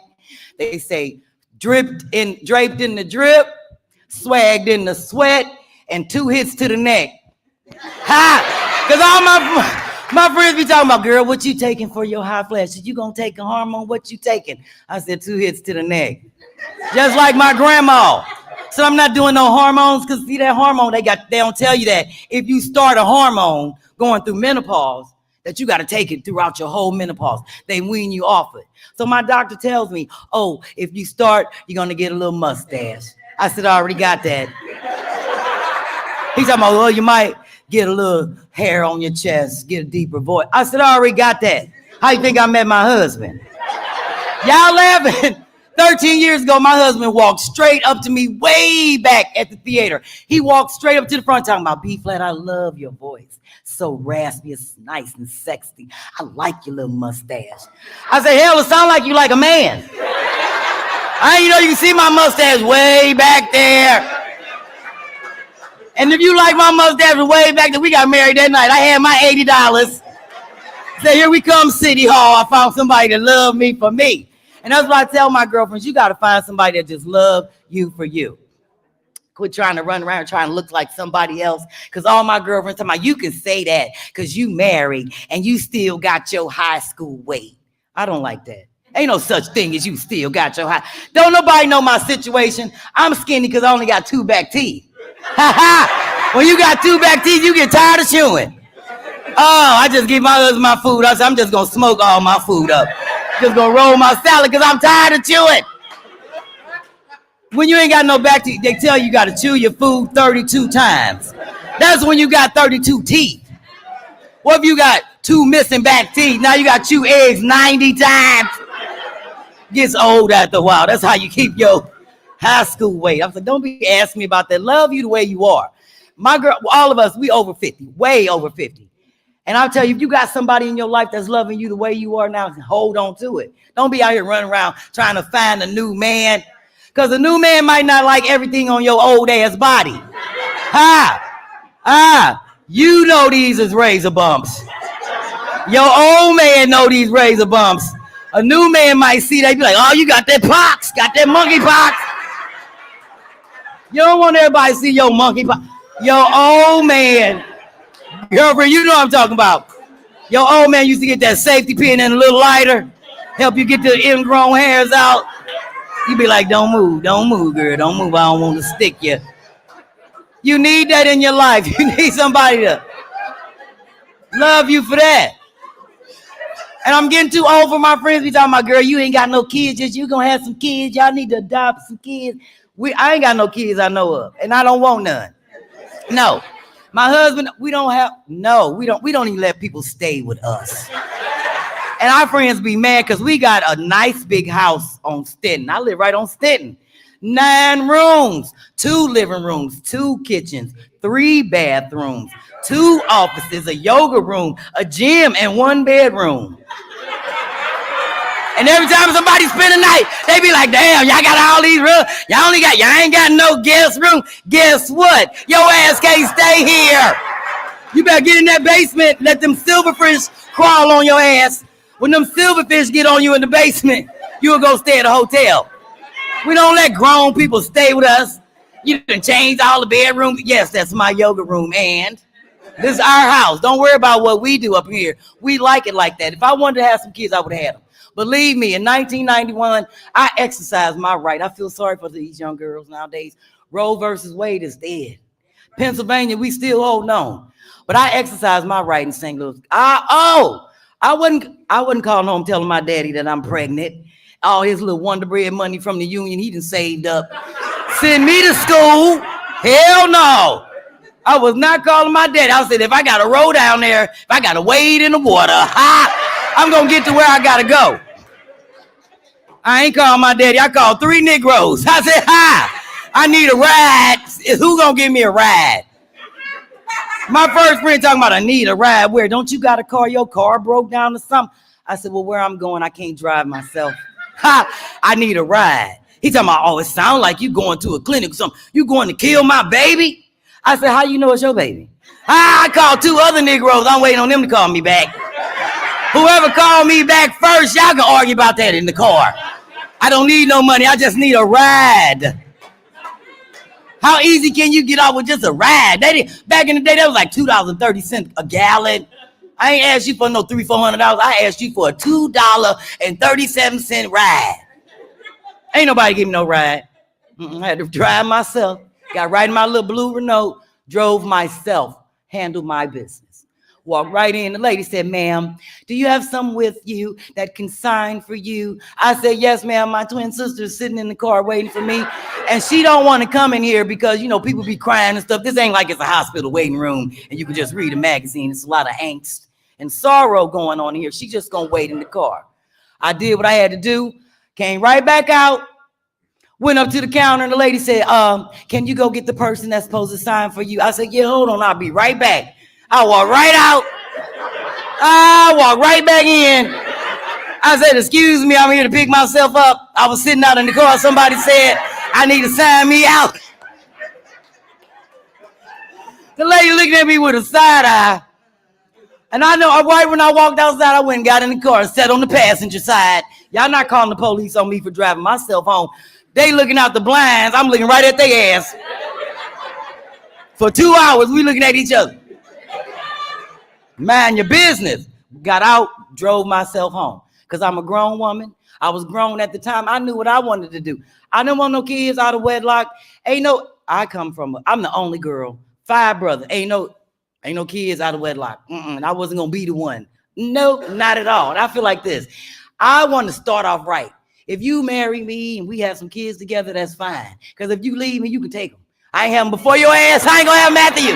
I wish he would come in the room talking about, I love you, but you know, I can't be with you, but I want to see my kids. I'd be like, hold up. Everybody get up, wake up. Get your stuff because your daddy want to see you right now. See me on Saturday. See me seasonally when I need some help with the yard. I used to be a stepmom. I'm going to tell y'all that before I get off the stage. But I knew what step mean. It means step out the way, step to the back, step in the room with the daddy. A lot of these stepmoms don't know that. I was the best, worst stepmother. I was the best because I knew what my job was. I didn't give a damn what she asked me. I don't care. Yes, you could do it. And I was the worst because I didn't give a damn what she asked. Yes, you could do it. I don't care. I'm not your mama. Ask me stepmama stuff. She used to ask me mama stuff. I missed the bus. Can you take me to school? Hell no. Now, if you was at home, how would you get to school if you would have missed the bus? Act like you don't see me. You supposed to ask me stepmama stuff. Like, do you got a cigarette? Don't tell my daddy I smoke. Shit like that. 15 years old, came in the house, 3 o'clock in the morning. I'm in the kitchen, getting me a little juice, got the jug up to my lips. I hear the key in the door. Next thing I know, she come walking in the kitchen. Tell me, oh, Miss Bev, please don't tell my dad I just got in. I said, I just got in. Shit. And all this noise you making with your shoes on. Your mama ain't teach you to take your shoes off and put them on your chest and go up the steps like this. Watch me. That's stepmama stuff. Getting too old for that. I'm a grown-ass woman. I'm going to let y'all know what makes me a grown woman. I got a panty liner on right now for no reason. It's a grown woman. I ain't even got no drawers on. I ain't gonna lie. I got it right here on these pants. Just trying to stay fresh. Hope it don't roll down my leg. Grown women that's handling their stuff, I'm gonna let y'all know right now. I knew I was grown when I stopped spending money on shoes that cost too much and start putting it on my house. So when Cardi B had that little song, the Bodak Yellow, I don't mess with you. What was that? Cause these is red by, y'all know the song. How I go? These is bloody little. Say you can't mess with me if you wanted to. These expensive. These is red by. These is bloody shoes. I'm a grown ass woman. I need some siding on my house right now. Then blew off from the last rainstorm. So I'm taking my little $2,500 and do that. I wrote my own songs called Muddy Shoes. And this is for the grown people handling their business. Hit it, DJ. That was the first song you played? That you supposed to play last? Oh, now I ain't got no music. Am I gonna have to do it a cappella? Oh, what happened to our DJ dude? No, that's not her. She is working the thing. He was in the booth, and the dude with the dreads. There. Can you turn it up so I can hear it? B flat. Say I got sense. Hold up. It's instrumental. And I said, if we ain't gonna do it, I'm just gonna do my own verse and just get off the stage. I can't be up here all night. I know we got a special guest, but that was supposed to be instrumental. And that's why I was like, oh, you can use my phone, but it's all good. I'm gonna, let me hear it then. I'm about to be extra black. Let me hear it then. That is. Because I can't be up here all night. Oh, that's you over here on the side. Oh, thank you, DJ Ebony. I thought it was the dude in the booth. You got the instrumental? Okay, because I could say you can use my phone, but then you're going to have to pay me and give me a couple extra dollars for using my phone. Because they're going to take it out. Okay, let me hear it. Say, I got sense, I'm not spending money on them damn. Say, I got sense, I'm not spending money on them damn shoes. Comprehensive, what brains I got them, I make home improve. Home Depot, or it's either Lowe's, I don't want to choose. And I'm quick, buy some window caulk or some other tools. Look, I got land now, I make home improve. I got land, what? These are muddy shoes. If you see me pulling weeds, planting flowers in different hues, hanging drywall, fixing P-trap. These are muddy shoes. Follow me if you want to see where I'm at. I be probably in my basement, trying to fix a leak. DIY, hire nobody, cause I can do it for free. I be in and out IKEA so much, I know they got stock in me. Constantly listing stuff around the house, there's gotta be. Mop the floor and clean the kitchen. Now I'm out here sweeping streets. And you know I gotta smoke, cause this trash shit bothers me. And my neighbors see me cleaning. They don't help, they only speak. Look, I might just rearrange a space. It's always something to do. I might just peel off some paint. I might just pull out a rake. It's time for me to smoke break. I'm like, okay, I'm finna pull out the skunk. I'm finna roll me a blunt. Take me a sip, because it's part for the course. Now I got bills to confront. I got projects to complete. Homeowners know what I mean. So I stay out in these streets while my home earns equity. Mortgage is my biggest bill. Throwing down the principal. Think I'm spending frivolously. Half of the bank don't take no heels. I got land now. I make home improve. I got land, what? These are muddy shoes. If you see me pulling weeds, planting flowers in different hues, hanging drywall, fixing P-traps. These are muddy shoes. Y'all, that's my time. Thank you. Thank you, hometown love. Thank you, Philly.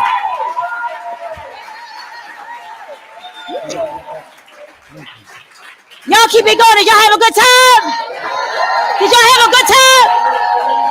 We need to have our president come back up, the person who saw the vision. When I said let's do a comedy tour, she was all for it, and I want to thank her for trusting me to make this happen so that you can have some laughter in the midst of getting out the vote on these midterm elections. Can we clap for the president, Melanie Campbell, for allowing us to do this? Thank you.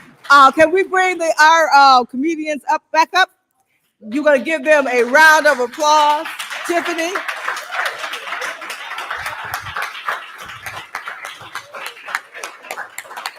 And we want to we always, we have some of our partners that are with us, and we have Tiffany to introduce them, but we always like to just say thank you. And for those who have pulled this together, this is kind of part of what we just kind of, you just say, you know what, we have joy, but we also want to give just a little thank you. And so, Tiffany, thank you for being the host for the most. Okay, thank you. Donna, I know you're not formally with us, but we want to give you a thank you. You come on up if you can. And then for Pam, and then Pam with laborers. I don't know if she's here, but somebody from laborers, we had a gift for her. And we always just give a little thank you gift to our sisters here. A little thank you for you all. Thank you all. So y'all give them another round. And so I want to ask, before I turn it over to Tiffany, ask my brother from another mother who talked about him from New Orleans, Louisiana, who drove himself here tonight to be here, not from Louisiana, but from up the way, New Jersey. President and CEO of the National Urban League. You may also know him as I would say the mayor for life of New Orleans, Louisiana, who was the mayor when they started Essence Festival. But we worked real close together, and he was able to make it. Traffic tried to block him, but he made it anyhow. So we want to let him come up, and he's on my board, but also he's he got his own music.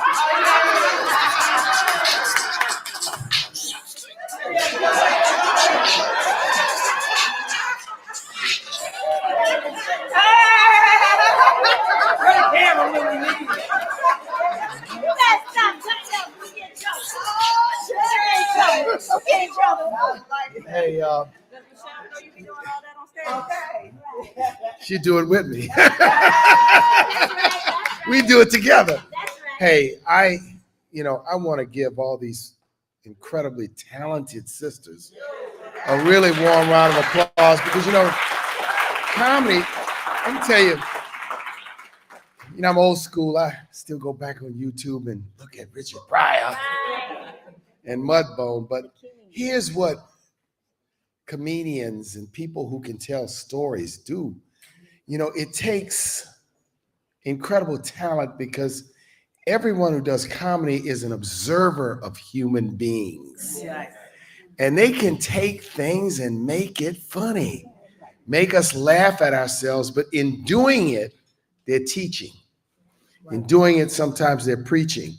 In doing it, they're teaching us to challenge ourselves. And I just sat for just a moment, and not only was I laughing, but when you start talking about people, and I start thinking about people I know, people in my family, neighbors, and friends. So let's give these sisters a big, special round of applause.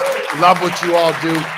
Love and all the sister organizers who are leading the way in a powerful way. I was down in Georgia last Friday in Atlanta, and then on Saturday in Columbus, Georgia, and then on Sunday in Durham, North Carolina.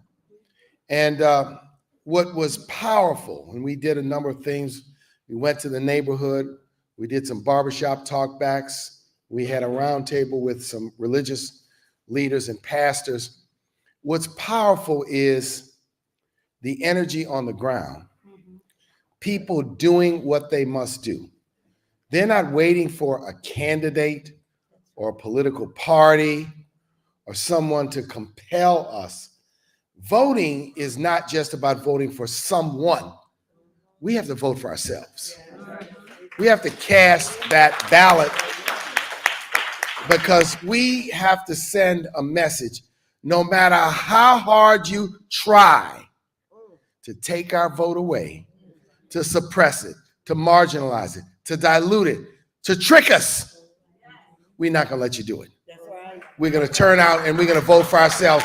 And sometimes when you vote for yourself, you look up at some of these candidates and you're not inspired. You look up at some of these candidates and you say, do I really want to vote for one of these two? But let me say this. Every vote we do not cast is a vote for someone else's agenda. And what politics and elected office is about, it's not about the personality. I'm not looking for politicians that I want to spend social time with. I'm not looking for politicians to entertain me. I'm looking for them to go affirm our agenda, vote in our interests, use their power to serve the community. And so we have to sometimes get our heads straight. We are straight about what this is all about. Voting is not like buying a popsicle. When I was a little boy, I loved an orange popsicle. I went down to the little corner grocery store. If they didn't have an orange popsicle, guess what? I didn't get no popsicle. I didn't want a blue one. I didn't want a fudgesicle. I didn't want a banana bar. I wanted an orange popsicle. And when it wasn't there, I turn around, leave. That's not what voting is like. Voting is not I walk in, crooked tie, dude wears a sweatshirt, this one can't talk. I don't really like that one, he's got orange hair. So I'm just going, whoop, turn around and walk out. And so I know that everyone in here understands this. I work over the next roughly 14 or so days, 15 or so days. We have to talk to everyone we know. It's not up to television commercials and radio commercials and digital ads. It's about us. So much is at stake.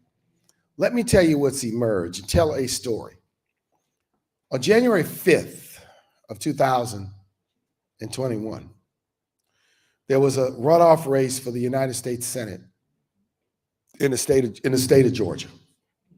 Now, this is Georgia, Melanie's adopted home, an old Confederate state, a state where there was once a senator named Richard Russell, who was the king of all segregationists. This is Georgia. And on that one day, because we voted, they elected a black man who happened to be a Baptist preacher, who pastored Ebenezer Baptist Church and went to Morehouse to the United States Senate. And on the other hand, they elected a Jewish man to the Senate on the same day. This ain't New York, this is Georgia. It's not California, this is Georgia. That's January 5th. The following day was January 6th. On January 6th, certain folk was so mad, so angry, so upset, and unwilling to accept a fair and square whooping that they decided to go down to the Capitol and kill people and break windows. And now they're saying, put us back in charge. That's what I call the real story. The same folk who said, we don't care if you're dying during the pandemic. The same folk that have been running around trying to suppress our votes and make it more difficult to vote. The same folk that don't want our schools to have money, our cities to have money, want our water systems to be old and leaded. The same folk are saying, put me in charge again so that I can cut more taxes for the wealthy and y'all can eat cake. This is what's at stake. What's at stake is not a competition between this personality or that personality or this party or that party. What's at stake is a battle of agendas. Agendas. That's what is on the ballot. I went to St. James AME Church in Durham, And the pastor there, I grew up with him. He asked me to preach a sermon. He only gave me 22 minutes and 22 seconds. And you know, it takes that much time to get wound up, to get ready. But I found a great passage. Can I share it with you all?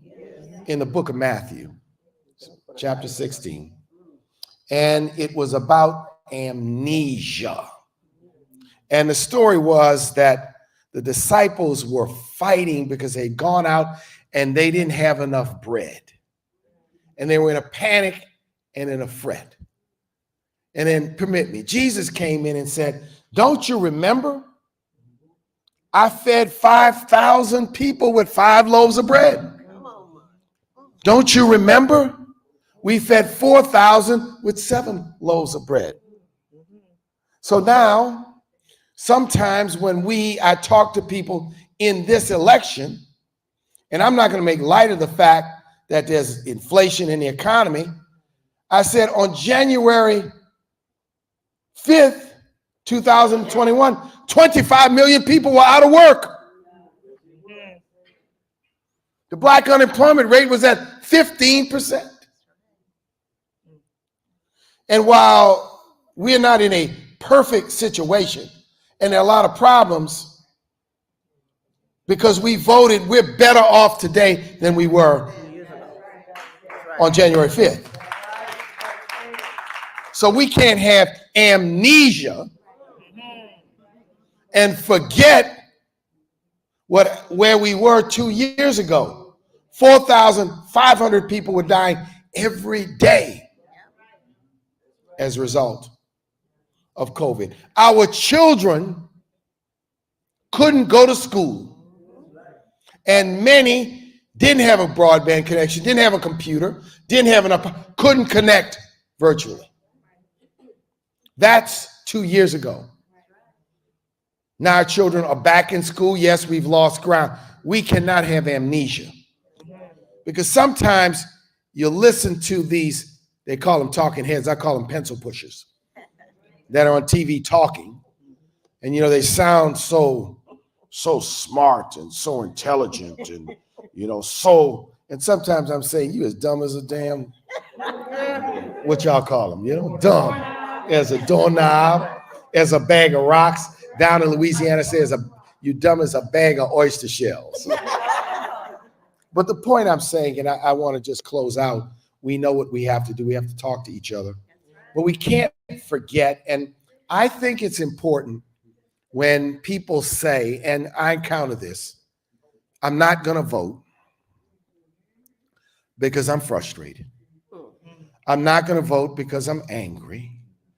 I'm not going to vote because I'm disenchanted. Then what I say is, I'm disenchanted. I'm angry. But disenchantment and anger has never been a strategy for Black liberation or for progress. We have to take those feelings and channel them, harness them into rebuilding and building and making for a better community. And voting is just one way to do it. Not the only way, not the sole way. Voting alone is not going to set us free. But it's a tool that we have to use, and we cannot give up any tool in this fight. Not one single tool. So I want to thank Melanie. This is my sister here. We go back a long ways. We work together in the trenches. This sister is so hardworking. She's about to, I'm going to tell, Nell's about to get on a plane. She's got to go back down to Atlanta to go to the services of someone who died suddenly. And then she's coming right back the same day, all the way back up to Pittsburgh to do another one of these events. And, you know, it takes a lot of wear and tear, a lot of energy. Wake up early, staying on your feet, long lines, airplanes, bad air, bad food. But she's still in the fight. So Melanie, give Melanie a lot of love tonight for all her leadership. And you know, I got to get with these sisters because I might have another show for them somewhere. And I gotta pay you. I gotta pay you. I gotta pay your brokerage fee. Yeah, and last thing I do, I want to also say this because the sister from NAACP is here, and we have lots of organizations represented here, labor organizations and women's organizations and civil rights organizations, and I want everyone to know that we try to work together. Unity. We are not gonna play crab in the barrel tactics and strategies where our egos are so big that all we care about is who's getting the most attention, the most ink, the most light. And that's really, I want the community to know that. Sometimes it's not always clear because you always have, I told somebody, I said, when Barack Obama was in office, the Washington Post would call literally once a week. Y'all got any grievances with Obama? Don't you think Obama's health plan is lacking? His urban agenda is lacking. I'd sit there and I listen, picking to try to find any black leader to criticize the black president. Never took the bait, but if I had a nickel for every time the Washington Post and New York Times, it was always these top newspapers looking for a headline, and we refused to give it to them, even if from time to time we had differences. From time to time we had things that didn't go far enough. We decided, can we go in the room and talk with the man at his table in a respectful way where we honor his role and who he is, but we have a community to represent. And we did that. And that is why we work together. So Mel, I'm gonna turn it over to you. Always great to be with you. Much love, sister. And the only reason I'm rushing you, Mark, because they're gonna put us out. Not that they haven't given us hospitality, but we promised we would be out of here. So I'm gonna turn it over to our, first of all, can I give our brother thank you. And I do want to lift up sister who was in the movement, who passed away 2 weeks ago, Jamada Orange. And people who may know, just Google her name. Like, and say her name and lift up her family. Her father was Reverend James Orange, and she just died suddenly 2 weeks ago. So I do have to go in the morning. But you know what? We ain't no waste time. We do what we have to do. It's about family. So we want to thank our family again and turn it over to our sister to close us out and have two other people to speak. And thank you. Give Tiffany another round of applause. And we've got a couple of more. Yeah, she's bringing him on. Okay. So we have two more speakers, and then I'm gonna get you out of here. But I just gotta ask you, did you have joy tonight? Did you have joy tonight? Did you have joy tonight? Okay. Now we're gonna go back to a little local. So now we got the local president of the NAACP, Miss Kathy Hicks, gonna come and give us a few words. And then we're gonna close it out with my brother, Durwood DJ Woody Wood Bill from 3D, Yo ACAP, Sharp Insight, gonna bring it home for us, okay? So Kathy Hicks, here you go. All right, thank you. Good evening. And I mean, did you all enjoy the show? Because I was up here cracking up. They done made me forget a lot of what I was planning on saying because I was laughing so hard. But this is beautiful. And it's really great for all of us to be here, you know, when we know how important it is at this time to make sure that we're looking forward to, on November the 8th, getting out and voting. The name of this is Power of the Ballot. And that's what it is. It's power. Because everybody has the opportunity to go and cast your vote. You want to look for those who are going to do things for your community. And if they're not doing that, that's not who you want to vote for. But we can't say we're not going to vote, because we can't affect change if we don't vote. Change comes with voting. And like Mark Morial said, again, we have to do whatever, all of the tools in our toolbox to make change, because we got a lot of problems. You know, the gun violence, everything that's happening in our communities. The only way we are going to be able to affect change is by making change. And that is the power in your vote to be able to do that. In each community, you'll have that opportunity. So Mark Morial pretty much said it all. I'm not going to hold you because I know our time is short, but I just want to implore everybody here tonight to take advantage of the opportunity to look over who is out here representing us and cast your vote on November the 8th. The Philadelphia branch NAACP will be open on Election Day. We will be fielding calls. We will be having volunteers that will help for questions. So anything you need, reach out to us, join us, because again, we are a movement that is working to change our community.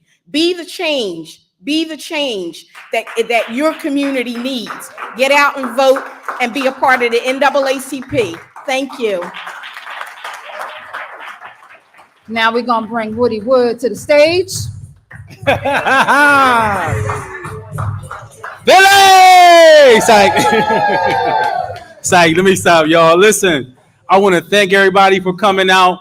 This Saturday, we're going to be going out doing some canvassing, and we want to ask everybody to volunteer and come out with us if you have time. And also next Saturday, I want to thank Melanie and our whole team, Tiffany, Donna, Frisbee Greenwood, she's in the back.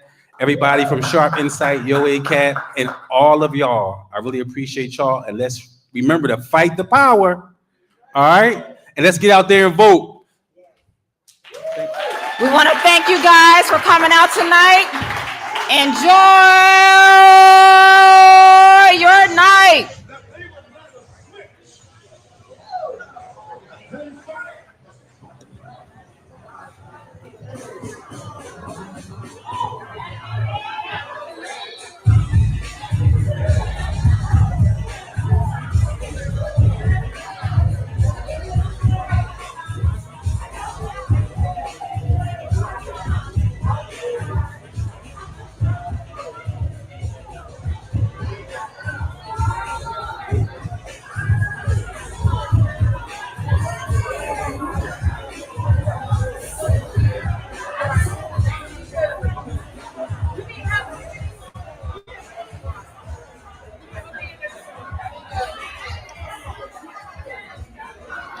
Everyone, if you could get the food, there's food and drinks outside.